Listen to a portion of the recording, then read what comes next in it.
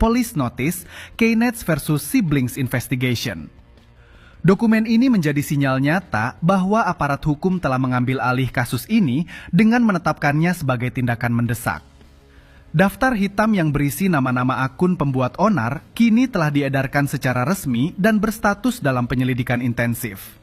Sejumlah akun yang selama ini paling lantang menyerang siblings kini resmi masuk radar polisi, seperti akun @elmeonji50 yang dibidik atas dugaan ujaran kebencian, serta @teslaanare yang terjerat dugaan perundungan siber.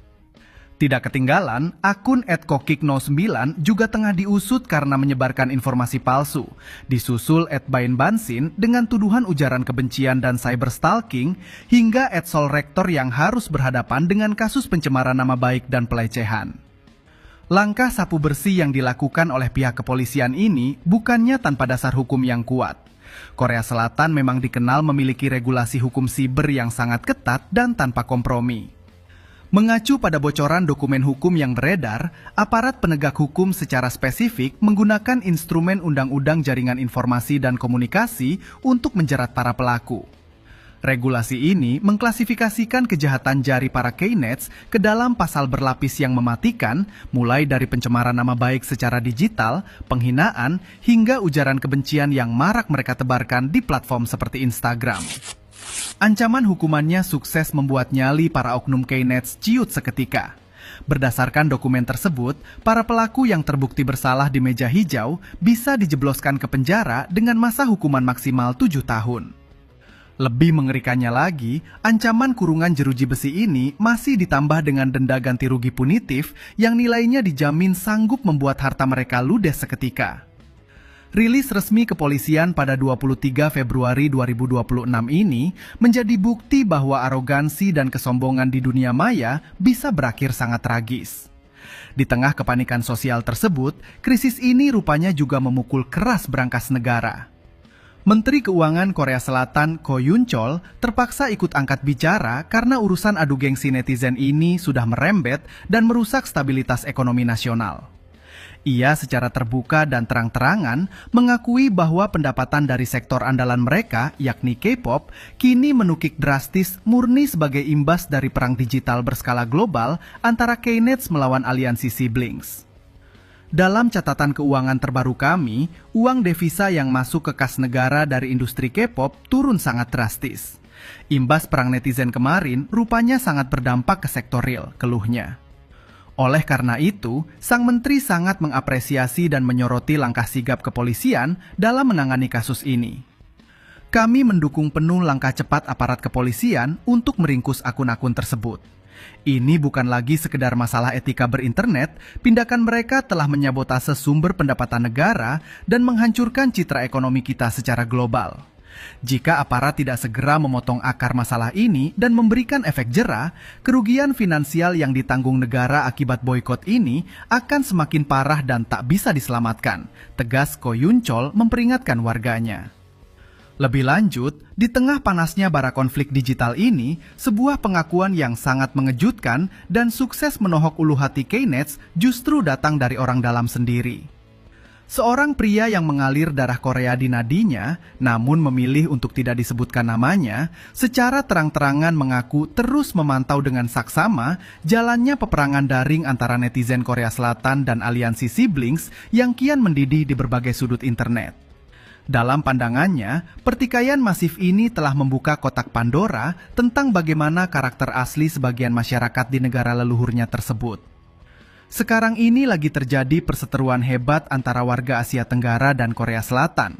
Mereka, siblings, dengan berani menyebut warga Korea Selatan itu punya sifat yang serakah, egois, kapitalis akut, sangat haus akan perhatian orang kulit putih atau white worshipping, berambisi buta untuk menaiki tangga korporasi maupun politik, bersikap penjilat, korup, hingga dicap sebagai pengkhianat, paparnya dengan sangat lugas dan tanpa basa-basi, seperti yang dikutip langsung dari tayangan kanal YouTube Moment with Miracle pada hari Minggu 22 Februari 2026 ini. Yang membuat pernyataan pria ini viral dan menjadi pukulan telak adalah keberaniannya untuk tidak membela kaumnya secara membabi buta. Alih-alih melakukan playing victim seperti oknum Keynes lainnya, ia justru dengan jantan dan jujur membenarkan rentetan stereotip negatif yang dilemparkan oleh netizen ASEAN tersebut. Sebagai warga Korea Selatan sendiri, aku harus bilang kalau kalian siblings 100% benar. Tegasnya tanpa ragu mengamini seluruh kritikan tajam dari netizen ASEAN. Ia tidak sungkan membongkar aib bangsanya sendiri dengan menyebutkan bahwa krisis empati dan perasaan superioritas semu memang menjadi racun di tengah masyarakatnya. Orang Korea itu punya ego yang luar biasa tinggi dan anger issues, masalah pengendalian amarah yang sangat gede. Mereka selalu hidup dengan menganggap kalau diri mereka jauh lebih unggul dan lebih baik dari orang lain. Dan sayangnya, itu adalah sebuah kenyataan pahit yang harus diakui. Sambungnya, seolah menelanjangi mentalitas arogan yang seringkali ditutupi oleh gemerlapnya visual K-pop.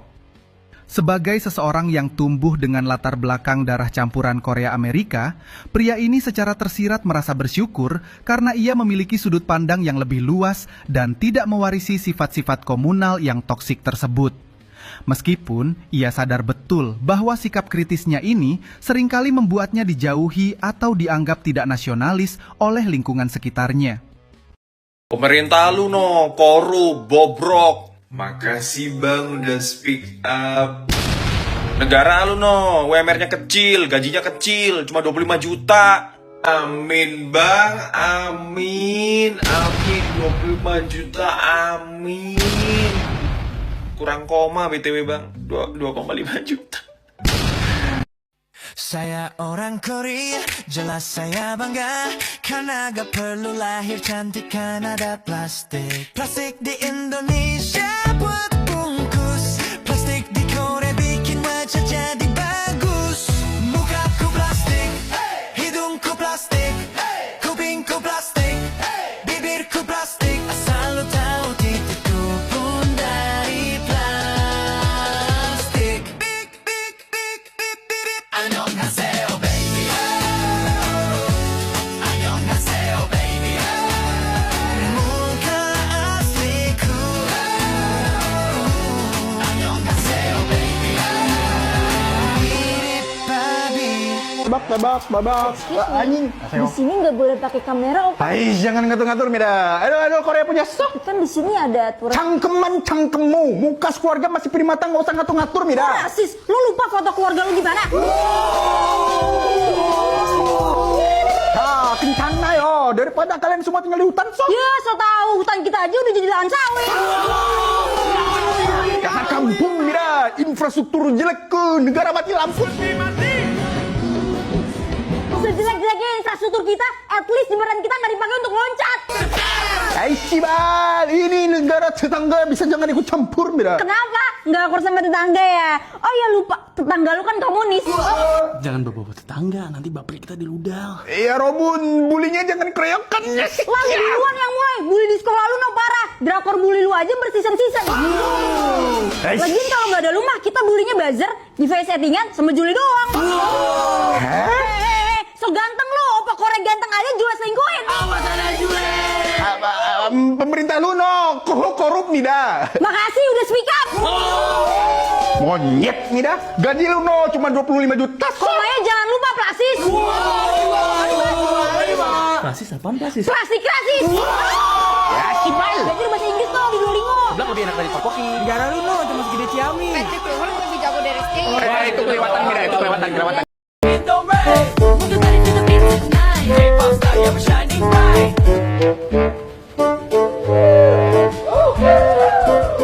Silor panas, silor lana.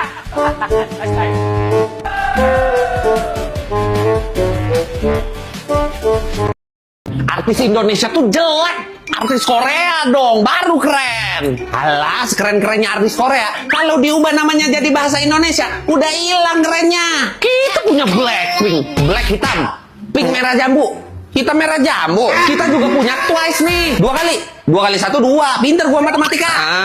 Baby Monster, bayi buas. Kok bayi buas sih? Kita punya red velvet, merah meludru. Bagus tuh, buat dipakai lebaran warnanya. 17, 17, 15 deh, gua ambil 2. Stray Kids, anak-anak nyasar. NCT, gak ada kan bahasa Indonesianya. Kepanjangannya apa? Neo Culture Technology, budaya baru teknologi. Nama toko elektronik tuh. BTS, Bangtan Sonyeondan. Gak tahu kan lu bahasa Korea? Bahasa Inggrisnya apa? Bulletproof Boy Scouts. Nah, keren tuh. Anak pramuka anti peluru. Hah? Babak. Anjing. Di sini nggak boleh pakai kamera, Opa. Hai, jangan ngatur-ngatur, Mida. Aduh, Korea punya sok. Kan di sini ada aturan. Cangkemmu. Muka keluarga masih primata, nggak usah ngatur-ngatur, Mida. Sis, lu lupa foto keluarga lu gimana? Nah, kencana yo. Daripada kalian semua tinggal di hutan, sok. Ya, so tahu hutan kita aja udah jadi lahan sawit.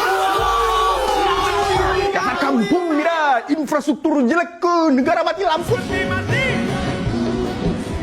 Sejelek-jeleknya infrastruktur kita, at least jembatan kita nggak dipakai untuk loncat.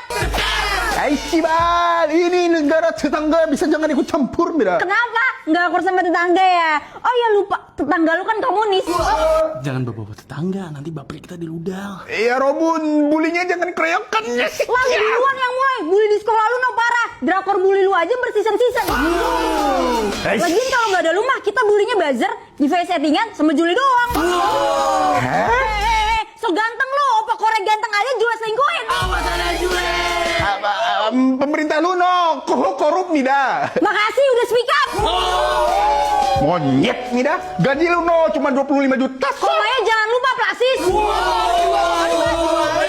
Rasis apaan rasis? Plastik rasis. Ya, Sibal. Belajar bahasa Inggris tuh di Duolingo. Sebelah lebih enak dari topoki. Negara lu no, cuma segede Ciamis. Lebih jago dari Rizky. Itu kelewatan, Mida. Itu kelewatan.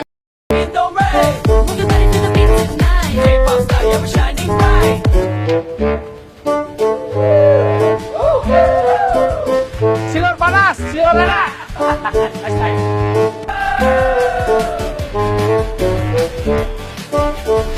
Pemerintah lu no, korup, bobrok. Makasih bang udah speak up. Negara lu no, UMR-nya kecil, gajinya kecil, cuma 25 juta. Amin bang, amin 25 juta, amin. Kurang koma BTW bang, 2,5 juta.